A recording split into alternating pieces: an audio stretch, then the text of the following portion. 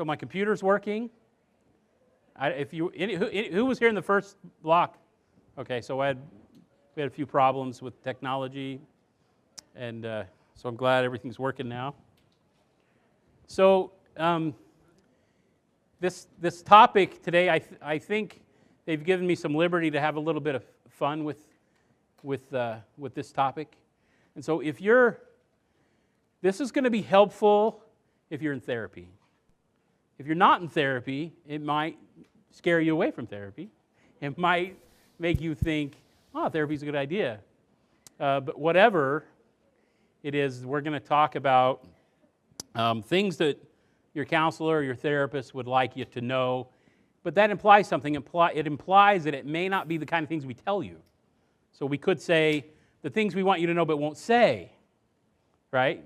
But I'm going to use the presentation as an opportunity to say things we don't usually say to our clients. And you'll see why that is. A lot of it's just because it's implicit. And my goal is to end a little bit sooner, I'm hoping, so we can do some question and answer if you're interested in that. I always find that's really helpful to clarify things. So this isn't one of the 5 things, but I'm gonna repeat a little bit of something I did in the first one. Anybody hear of this little girl that got leukemia in the Valley, and Taylor Swift gave her $50,000, and you hear that on the news? Yeah? That's my daughter. Her name is Naomi. Isn't she beautiful? And I want you to know, just 3 weeks ago, I could not even take a picture of her bald. She would not allow it. And so when I asked her if I could use her picture today, she said no and then said yes. So here's, this isn't really one of the 5, but the first thing I want you to know is that I am hoping that I'm not having computer problems.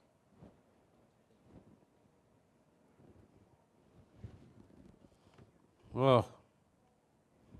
Okay. So maybe that was me. I don't know. Therapists have a real life too. Right? And so it is absolutely our responsibility when we see you to be in a good space and to be able to respond to your needs. And because I'm local, because I'm here, and because my daughter has this Facebook page that has 5,000 followers, lots of clients know about her. And so when they come in, often they want to spend the first part of the session talking about me and how I'm doing, and that's just not okay. You know, I can do that for 30 seconds. Because it's ethical, because our time you're paying for, right? And I need to move on. We need to get to your stuff. And the other issue is if I keep going, I'll cry, and then I'll be a mess. I won't be able to think the rest of the session. But it is true. So it means that we're not always at our best. Therapists don't like to say that. We always want you to think we're the wise one and we know everything. It's just not true. We have bad days. And sometimes we leave a session where we think, wow, that went really, really bad. I better make a note not to do that again, right? So therapy is by no means perfect. So I want you to think about that a little bit. So here's the number one thing that I broke this up into 2 sections. One, things your therapist wants you to know, okay? I'm going to do 5 of those. Then, because of our topic, I'm going to also do 5 things that you need to know about recovery from pornography addiction. I'm going to separate those 2. One's therapy in general, and one's pornography in general. So here's my first and most important one. You have got to have skin in the game. You have to. If you have no skin in the game, you're not going to have the motivation to make changes or to do work. These are the clients that we talk about among therapists. They're friend clients. They want to come in and talk. And I will say to a client, look, I'm happy for you to come and talk. You're not doing anything I ask you to. But if you want to pay me to come sit and talk, I'm glad to do that. Because sometimes that's what people need. They need somebody, maybe they've not had people to talk to their whole life. But for the most part, if you want change to happen, you've got to have skin in the game. So what that means a lot of different things. It means maybe the payment, if somebody else is paying for it for you, I'm always telling that source, don't pay for all of it. it needs to sting a little bit. They need to feel the value of what they're doing. You've got to have skin in the game. What are you going to lose without change? If you don't change, what do you lose? Right? And what do you gain with change? You have to be very clear about that. Now, absolutely, it's my responsibility as a therapist to help you ferret that out, to be clear about it. If you don't make changes, what are you going to lose? What are you going to get if you do? We want to, but you have to sense that is very personal to you. It's very personal to the change process. So you got to have skin in the game. Your desire, I'm piggybacking on that. This is not number 2. Your desire for success needs to be greater than your fear of failure.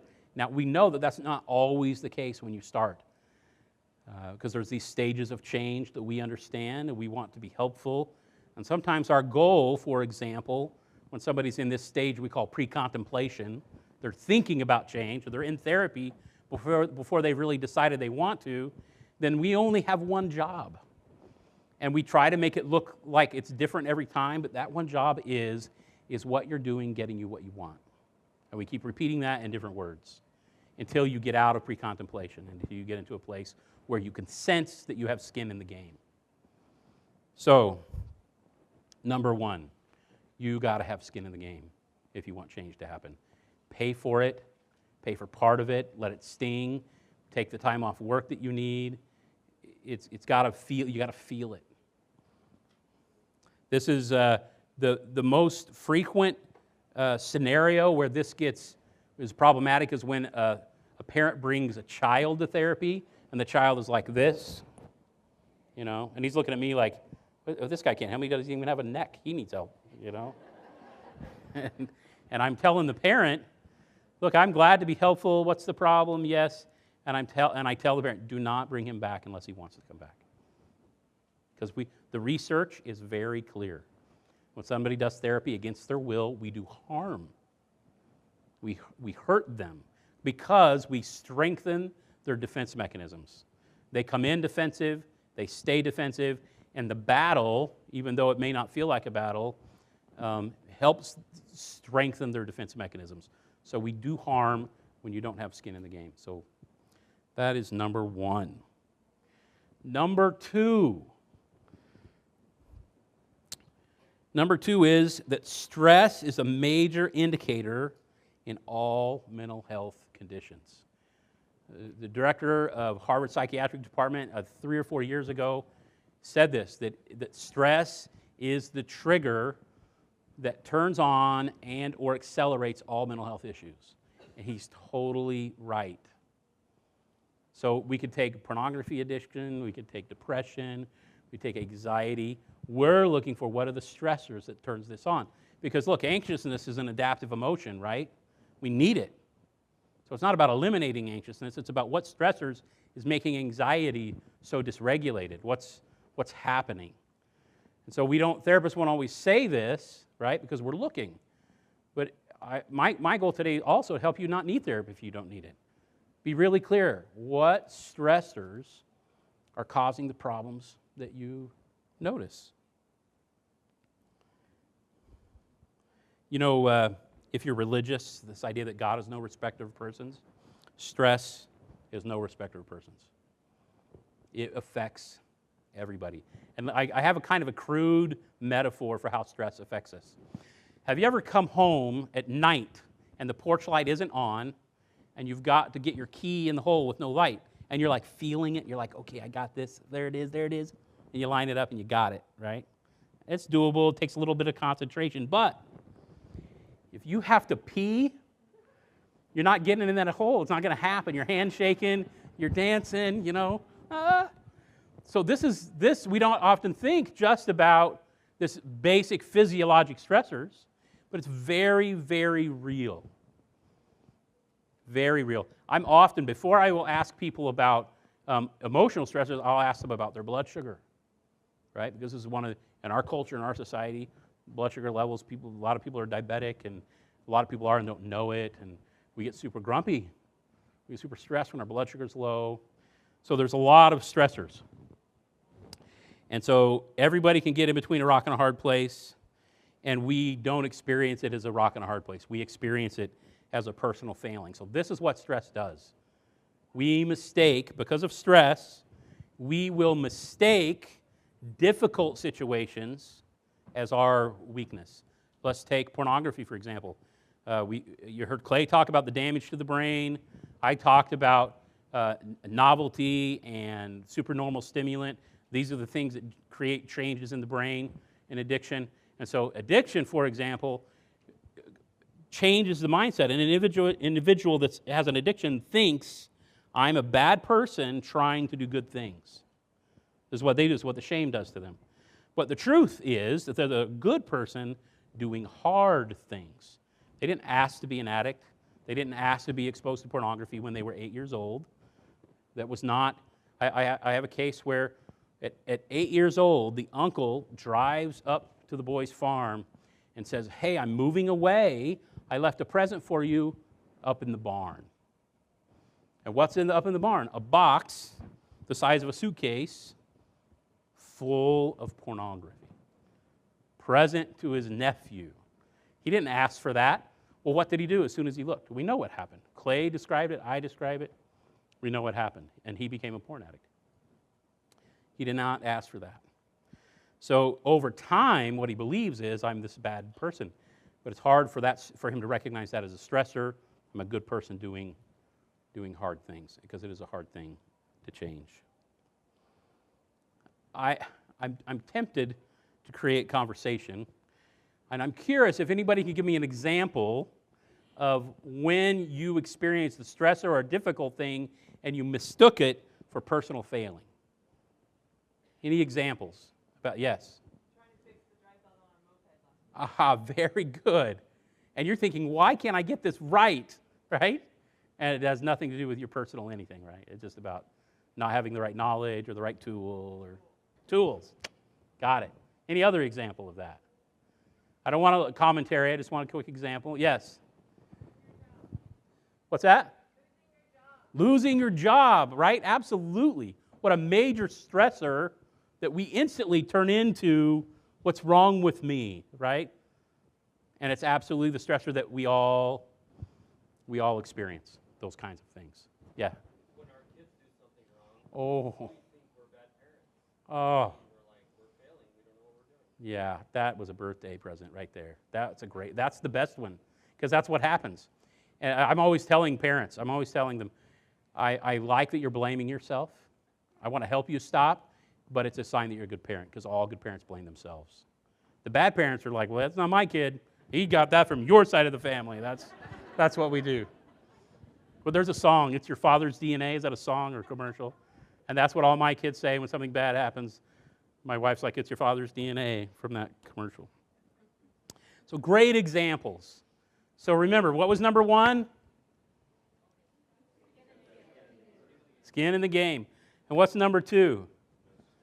Stress, major trigger to all mental health conditions. There's great resources, even online. If you think you just need to bring your stress down, I'll save you good money. I'm glad to do it. Okay, number 3. Causation is critical for insight only. Usually not that applicable to what we do about it. This is critical. Lots of people want us to spend time figuring out why it's this way. Why am I this way? Why? Where did it come from? Where did I learn this? Who hurt me? And I'm here to tell you, a lot of therapists get stuck there. That's what they think their job is. They think their job is to spend hours making sure you know who to blame for this condition, this situation, this habit, this something, right? And so I want you to know, what therapists won't usually tell you, is causation is not that helpful to change. It is deeply helpful to motivation to change, because it can be insightful and it can be shame-reducing, right? If I'm working with a man who was beat every week by his alcoholic father, and we spend time talking about that as a valuable insight to recognize what that does to a person, right? But recognizing it and being able to say, oh, I just thought everybody got beat. I didn't realize, and how that would affect me in my life, and that's the cause of a lot of these patterns. Well, that's about it. The helpfulness is in the idea that I'm not a bad person, right? The helpfulness is in my ability to now have insight on what I have to do. Because what I have to do is going to have very little to do with Dad and the fact that he beat me. So causation is important, it's valuable. I'm not saying it's not, but I'm saying we often get stuck there. Therapists get stuck there, clients get stuck there, and we have to go into this, well, now what? If not that, then what? What is this going to be? And sometimes I think people take a great pleasure. They would like to make a sign and hang it in the kitchen that says, because my therapist says it's not your fault, so that when anything ever goes bad, they can go, oh, well, that's not my fault that I'm that way. And that's the danger of it. When we go too far with it, that's what happens, is this sense or idea that I don't really have to do something. I can just say it's not my fault, and that somehow is change, and it's not change. Questions about that? Any thoughts? Okay, so I'm going to annoy you with this. So what's number one?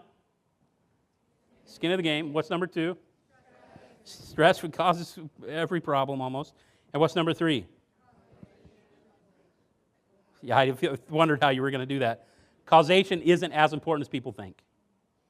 Okay? I'm going to tell you who else gets stuck there. Therapists who call themselves trauma therapists.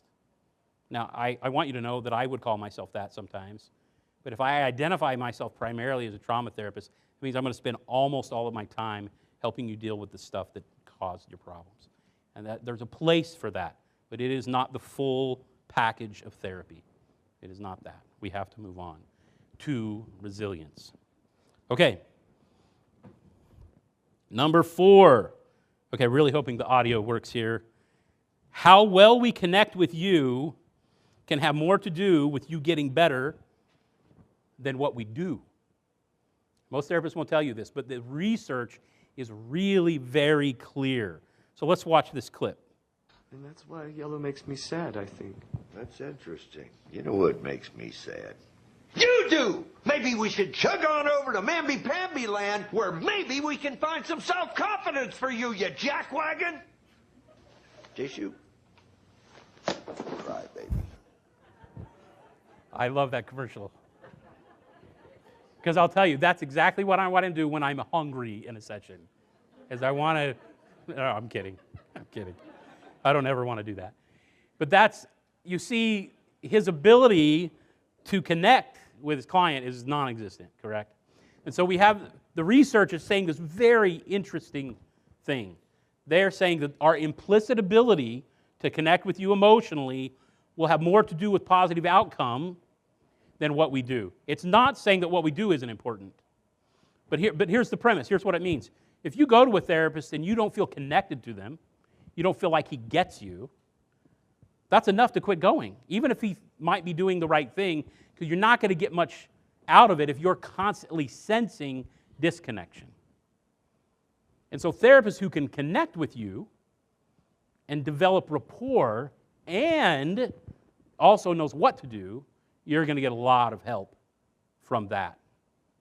I think that there's a piece of that that's really common sense, right? They were doing these social experiments years ago where they took classrooms and they took a teacher two teachers teach exactly the same thing. One teacher touches the kids and sings with the kids and talks with the kids and connects with the kids. And the other teacher, boom. Here's the information, non-emotional, and what's the outcome? Who gets better scores? Right? The kids in the class with the teacher who connects. Right? Because it's doing something other than the information. It's opening us up. You know how, the trance your kids get in when you read them a story? And with all our digital world, we're not doing a lot of story reading, maybe. But you know what that's like. Even when you hear a story, we kind of like, we kind of lull into this openness, and we're just soaking in the story. That's what good connection feels like implicitly. You see? And so that's what we're kind of looking for, if that makes sense. So, did I go to 5 already? Yeah, okay, number 5. We can only take you so far. Almost always, our goal is to give you a few tools that shifts your direction this much and let you go practice them. And there's a lot of bad therapists, a lot of great therapists, and some of them want you dependent upon them. And you have to kind of sense for that. You have to sense for that dependence because our goal is to get tools moving, skills moving, and let you go. And our favorite thing, my favorite thing, is the client comes back and says, "Wow, that really worked. I think I'm good." I'm like, "Great, that's fantastic. Let's keep moving, and move them on. You don't need me." Okay, those 5 things. What's number 1? Skin of the game. Number 2? Number 3? Number 4? Connection. Number 5. You can only go so far. You got to be asking yourself, when am I done? My goal is to try to fire clients before I think they're ready. Because in my mind, the ethics mandate that I minimize how much they need me. So I'm always saying, do you think you're done? Do you think you're ready? It's like the parent that's, running behind you with the bike and they're trying to stay wobbly. You're like, you got it? You got it? You got it? Okay, you got it, good. And you're like, yes, that's what we're looking for. Okay, 5 things your counselor wants you to know about recovery from pornography addiction. Now, I'm going to say a big thing here, and it's going to sound completely overblown, but I want you to know a couple of the things I'm going to tell you, you may not have heard before, but in my opinion, in terms of the research and the work we're doing with pornography addiction, is groundbreaking. Addiction programs have never used these principles, some of them that I'm going to share with you.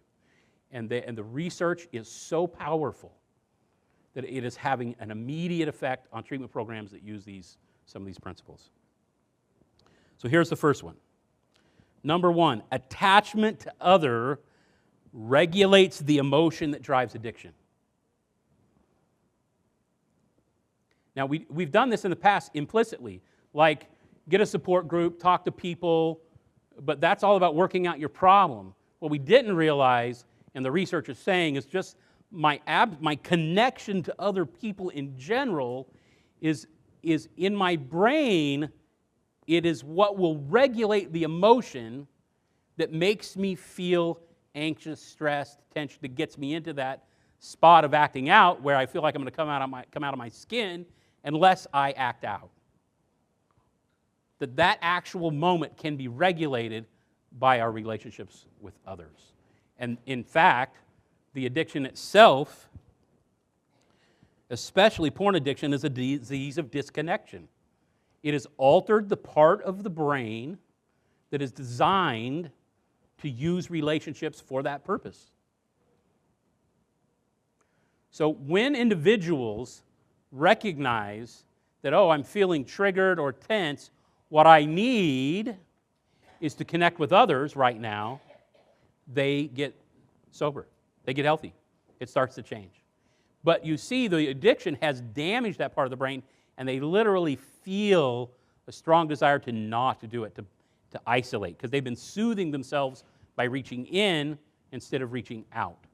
And the brain is designed to reach out. So it's a disease of disconnection.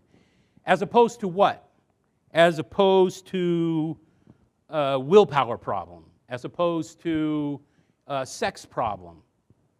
Any and every addiction, disease of disconnection. The addiction itself is replacing the part of the brain that needs others. That is its first casualty, is relationship. So that continues on this theme. Can I come out into the light? And the roadblock for this one, the roadblock is that when I think about using willpower, what's actually happening is willpower means I'm going to do it alone. So willpower sounds like a great thing, but as soon as I use willpower, I'm alone. That means I'm going to do it by myself. Well, neurologically, we know that that's not what heals addiction. That's why guys will cycle. They'll do really good for a day, a week, a month, a year, and they'll slip because they're They're just using willpower. They're not replacing it with what the brain really wants. What the brain wants is emotional connection. So this one is really, really critical. When my clients get this principle, they almost don't need me anymore. And many don't. Because they get it. They're like, I really don't want to reach out, but I know I need it. I know I need to get myself in front of another person. I've got to talk to my wife. I've got to talk to people because that will help me calm this tension going on inside my body. So that's number one. Number two, this means, the surrender means I will not do it alone. Now, this is, I think, the most misunderstood concept in recovery, is this concept of surrender. Because here's what especially good religious folk do when they're addicted and they think surrender. They say a really strong prayer and they kind of emotionally go, okay, I surrender, take it from me. This is what they think surrender means. And it's a sincere plea. It's honest. It's a painful plea. I'm trying to surrender it. They think it means the urges go away, that somehow God is going to pull this off of you if you surrender effectively. And when they're doing it and they stop and go, oh, is it gone? It's like when you think that your hiccups are gone, you're like, is it gone yet? I don't know. And so they're wondering, well, and then an hour or a day or a week goes, and then those urges come back, and they're like, oh, I must not have surrendered appropriately. I must not have been humble enough to God for Him to take it from me. Because they think that surrender means God's going to somehow take something from me. And surrender does not mean that. Surrender is the follow-up principle to the first one. It is that I will not do it alone. I surrender to trying to use willpower. I surrender to that. It does not work for me. If you follow 12 steps, you can see those 12 steps implicitly in those two things. Surrender means I will not do it alone. Now, let me suggest to you that this connection, this need for other, is so real that we see it in so many other areas just in nature. For example, I'm going to give you an example. We used to live in Pennsylvania, and all the Amish people had these workhorses, and they would have these pull competitions. How much do you think one workhorse can pull? It's interesting because one horse by himself can pull between 500 and 700 pounds by himself, right? But if you hitch them together, guess how much? Yeah, it doesn't just double. It goes up to 3,000 plus pounds, two together can do. So there's this synergy principle, this something about connectedness, this withness that makes us inherently stronger. Ducks, for example, that fly in a V, you know why they fly in the V, right? I think most people understand that. Because they're drafting off of each other. A duck can extend its range by 70% by flying with other ducks. If they fly alone, it goes down 70%. Right? And if you watch them closely, what you'll see is the front duck who's taken all the load. If you can keep watching them, he will drop back to the back of the line, and somebody else will take their place. And do you think that they, before they've taken off, have said, okay, Frank, who's going to fly the front first? Who's turn is it? It's not my turn yet. They're not doing this, right? It's all implicit. They are relying on each other. I'm realizing that my belly is hitting.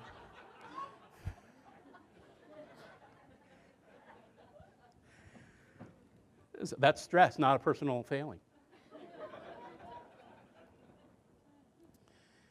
So do you see how this principle of connectedness, this principle of what we really need, is inherently social? And I'm going to suggest in recovery we talk about reaching to God. I always tell the guys I work with and the women I work with that reaching to God means you're going to reach to others first because He's put them there for you. Yes? Well, I suggest anything you would suggest as who to reach out to, I say all of them. it is very good for them to have other addicts to reach out to. Another addict can be empathetic in a way nobody else can be, right? And so we're looking for the empathy as the bonding emotion. That's what we're looking for. But what we want is we want them to reach out to spouses, to uncles, friends, cousins, some natural supports. If I could go back to the beginning and add a sixth, is that a therapist is a formal support. And they are never as effective as informal supports. An informal support are the people in your life, the people you talk to every day. They're always more effective.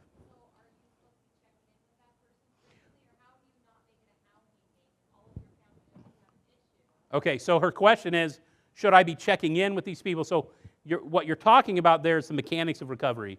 Who do I check in with? Who do I not check in with? Those kinds of things.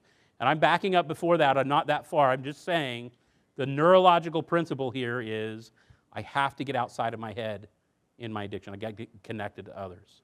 There's a lot of other factors in their life and in their relationship that determine who I'm checking in with and how often.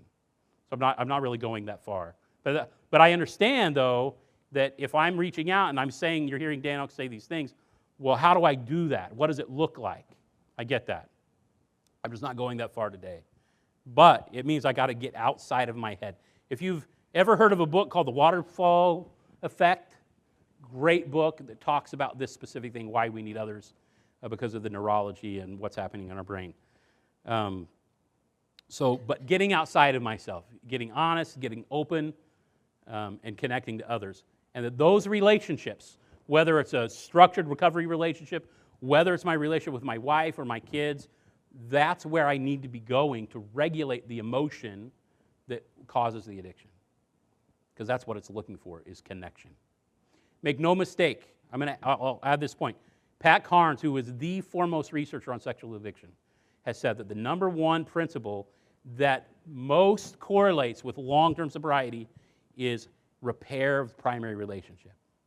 So when the primary relationship is going well, the likelihood of long-term success goes way, way up, more than any other. But I'm going to add to that repair of relationships and maintaining them and being in them and using my relationships to deal with stress and tension is the antidote to the addiction. Does that make sense? Okay. Number 3, sexual feelings signal the need for connection. This is inherently a shift from a sex-negative perspective to a sex-positive perspective. It means that when I notice inside myself sexual feelings of any kind, it always means what I'm wanting is connection. And sexuality is the biologic and physiologic tool that gets my body to connection. Because that's what I want most. That's what I'm really looking for, is deep emotional connectedness. In the addiction, I can't sense that. Guys will say, no, I think pretty much when I get a sexual feeling, I just want sex. I say, well, how's that working for you? Remember motivation to change? Is it getting you what you want? And what do they say? No. Because it never gets them connection. So guys aren't aware of it. Individuals aren't, addicts aren't aware. I keep saying guys. There's plenty of female porn addicts. I have a few as clients. And they don't see this. They don't recognize that what's happening is that. And when I get a guy to this point, when he can say, oh yeah, I was totally triggered, and I recognize that sexual feeling was just me needing connection. I had a client who told me this, because I'm always looking for this moment where we can see that even non-sexual connection will reduce sexual tension. This is an emphatic benchmark for a sex addict in therapy, that he recognizes that when I do emotionally connected things that aren't sexual, I see my sexual tension go down. Because I'm learning that that's what I really want, is emotional connection. I'm always telling him I want to know about these benchmarks. I want to see it. And I had a guy tell me, he said the other day, he's a 20-something guy. One of his primary supports was his dad. His dad was a great supporter, loved his boy. And the boy had been to work and was very stressed, had a bad day, and he was driving home. And he said, I was so sexually tense and I knew it was because I was irritated. I knew work was bad. I was hot. I was hungry. I was tired. And I just really came on strong. And I passed, coming out of Phoenix, he passed one of the many pornography stores that are in those areas. And he said, I totally wanted to turn around. And I remembered, Dan, I heard you telling me it only means you want connection. It was inherently de-shaming. Because what he used to think was, this means I'm bad, I'm horrible. It's like, is it really this? Is it really that I just want connection? Is that really what's happening? And so he did it. He called his dad in that moment. He says, oh my gosh, I am really struggling. I want to turn around. I want to go back to this place. And his dad is just very attuned and just says, hey, I'm so glad you called. Let me just talk to you for a little bit. And they start talking about other stuff, not even about the addiction. And they, within a couple of minutes of the phone call, they're laughing together. And he said, in the middle of the laugh, I became self-aware and realized the tension was completely gone. In some odd, magical way, it was totally gone. But it was because what he doesn't recognize is that my sexual feelings are not evil. They're there to drive me to connection. And that when I got that connection, the feeling became very manageable. He said, I still did feel sexual, but it did not feel anything like I had to do it, like I was just feeling 3 minutes before. Let me give you a non-sexual example of this. I want you to understand how this works relative just to emotional dysregulation. So if you have your 6-year-old daughter climbing a tree out back, and she falls out and cuts her leg or skids her knee, and she panics because of the blood and the pain. She runs in, help, help, help. And we're like good parents, like, hey, what's wrong? Come here, come here. And we pick them up, and we set them on the counter, and we're helping. You know how kids are doing they're dysregulating, they can't breathe, and we're calming them down. We're bandaging their knee, right? And they're calming, and we're helping them. And then bandage is done, we kiss them on the forehead. What happens? What happens? Say it out loud. All better. The brain was full of stress hormones a minute earlier. Now, connection, the kiss on the forehead, boom, gone. It feels magical. I am here to tell you, sexual feelings are a signal for connection. That is what we want. Connection will regulate the emotion that gets us off balance. So you see, I did a non-sexual example after the sexual example, but it's the same principle. That's what we need relationships for. I'm going to go a step further. Alan Shore is by far the most prolific researcher in neurobiology and psychology at USC. And he said that it is now established. And when a researcher of that caliber says this, it's now established. What he means is there's been so many studies that have produced this. Just a little example of what I've explained. It is now established that the primary function of the human brain is to establish emotional relationships. That's its primary function. That we need relationships to emotionally regulate. And without them, we don't emotionally regulate.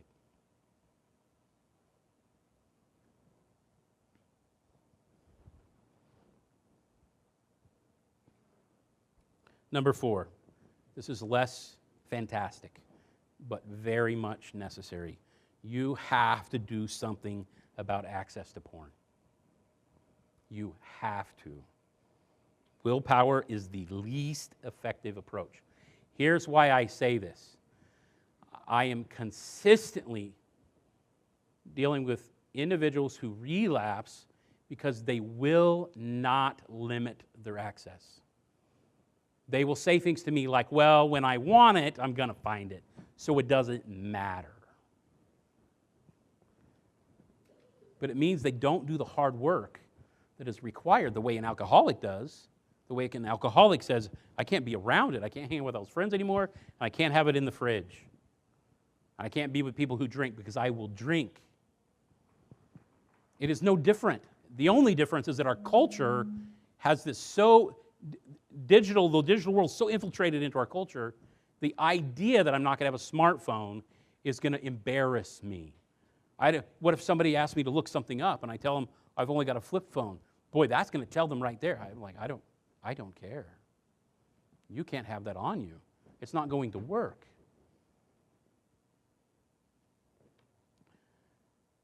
I've worked with guys who will come to me after 20 years of working on addiction and will say, well, my ecclesiastical leader told me to come to you, but I don't know why. I've been to 3 therapists. It's never worked. I go to 12-step meetings all the time. Nothing's ever worked.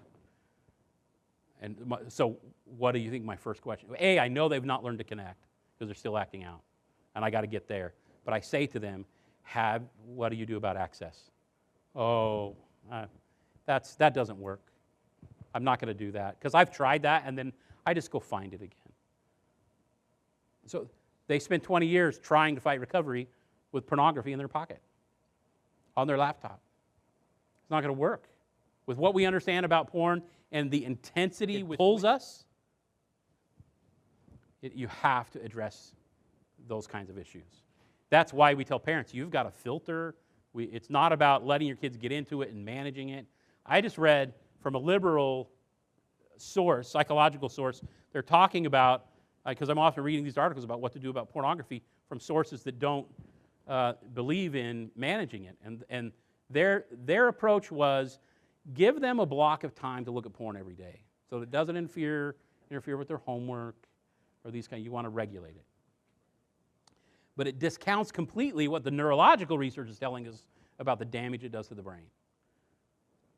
So we have to deal with access. Now, here's the problem. The first principles I'm talking about, attachment, are so real and so true that even some therapists are saying this, like, that doesn't matter, because if you're attached enough, you're going to be able to handle it. Well, you've got to do both. And so here's the last one. Recovery has to have these 2 components. And these are metaphoric euphemisms I use to describe this. Is that you have to weed your garden. Now, we know that if I've got a garden, I'm going to weed my garden, and I never get to taste the fruit from the garden, what's going to happen? I'm going to quit weeding the garden, right? But there's a huge amount of effort, the plans I have to make, the daily activities I've got to do, the thought stopping, the filtering of my phone and my computer, the effort I take, the accountability reporting I've got to do. These are all activities in recovery that are weed-pulling activities. They're the hard work. You get sweaty, you got to roll your sleeves up. It's the stuff you don't want to do, but it has to be done to get good fruit, right? So you have to have that piece. You've got to limit access. You've got to make some plans. You've got to do some work. Sometimes we call this symptom negative work. It's the things we have to do to stop something from happening. But the opposite is true. If that's all I do, I will fail. I must also begin the new patterns of reaching out. And what fruit am I tasting? It's the fruit of emotional connection. It's the fruit of noticing that this intensity in my chest starts to calm when I feel connected to others. And when somebody says to me, that doesn't work for me, I say, you just haven't experienced it yet, because I know that's how your brain was designed. Because that's what we're being told. Now look, so I'm going to blur the boundaries here a little bit. If you're a religious person of faith, this is of course the case, right? We're designed by God to engage in these relationships and to use those relationships in loving and healthy ways. And the science is telling us, oh, guess what? Your brain was designed to primarily seek out safety in loving relationships. And that those relationships will help you emotionally regulate. Both sources. We have to taste the fruit of connectedness. We have to. And it has to be a primary part of our recovery. As we pull the weeds, we got to be reaching out when we feel tense, calling our best friend, calling our sponsor, talking to our wives, getting connected to people. But if I'm still in this place where I'm in a dark cave and I want nobody to know, and I'll just do it myself, I'll pull those weeds. I'll do them all day because I'm a good guy. Because everywhere else in my life, willpower works. I get a lot of good things done in my life. I built this business, and I built my garage, and I did this, and I did this, and I just did that all willpower. Yes, you did. That's fantastic. It just doesn't work with addiction. Because you didn't need a relationship to build that garage, where you needed a relationship with your hammer. That's a good relationship to have when you need to build a garage. But if you've got to regulate emotion, you've got to have a relationship with a person. And so thereby, what happens in addiction is we become connected to objects. We use objects to regulate our emotion. For some reason, whatever the causation, I have learned that relationships don't work for me. I go to object. And what are the objects we use to regulate in our culture? Well, porn's definitely one. What are the other ones? Think about it developmentally. Kids grow up, watch too much TV, play too much video games. These are objects that provide stimulation, right? Smoke too much marijuana, drink too much alcohol. I jumped from really innocent ones to really big ones there, right? But that's how it goes, right? Because when I'm 11, I play 5 hours of video games, and when I'm 16, I'm smoking marijuana on the weekends with my friends, or every night. So we're looking this object relation to manage that emotional regulated need. And it disconnects us from human beings. That's why it's a disease of disconnection. So those are the 5 principles. Last one, you've got to weed your garden. You got to work really hard, make big plans. But you've got to reach out and make that connection to others. Okay. That's what I've got. Questions? We've got about 10 minutes, I think. That's what I wanted. Well, I would say, well, then give your 12-year-old your car keys. Right? I mean, there's a progressive developmental process of helping kids learn how to manage and regulate certain things they have maturity to manage. And they don't have maturity to manage open internet. They don't. For example, cell phones, you give a cell phone to a kid too young, what a cell phone does, this interesting thing emotionally, is it turns on the always-on relationship. And I want you to know this is not a natural human experience. Not until this interesting digital tool did we as humans have the always-on relationship. Because you're in love with your wife, I got to go to work. And we live the separateness, and we come back. In fact, the research is really awesome about how that separation and the reuniting is really great for relationships, right? But once you have a cell phone, everybody, kids do this now. They wake up, and they go, what's up? And who do they send that to? Everybody in their list. Yeah, oh, yeah. See, us adults who didn't really grow up on texting, we don't understand that. What are they craving first thing in the morning? What am I telling you they're craving? Connection. What's the easiest way to get it? They have this tool we didn't have when we were little. They say, what's up, to everybody in their list. Or they have a group list of the 20 closest friends. What's up? And then they just start this always-on conversation. It's just always on. And your kids are like this all day, and you're like, what? Mom, you said something? Yeah, I've been saying something to you for 15 minutes. Huh? What? Right? So it's that. So we have to teach them, right? So a 16 or 17-year-old may be ready for that kind of thing. And we're checking on how they're doing, how they're managing it, and then we progressively give them more responsibility as time goes. I wouldn't give myself open internet. Well, that's dangerous, right? Because this is not about bad people look at it. This is about humans are triggered by it, right?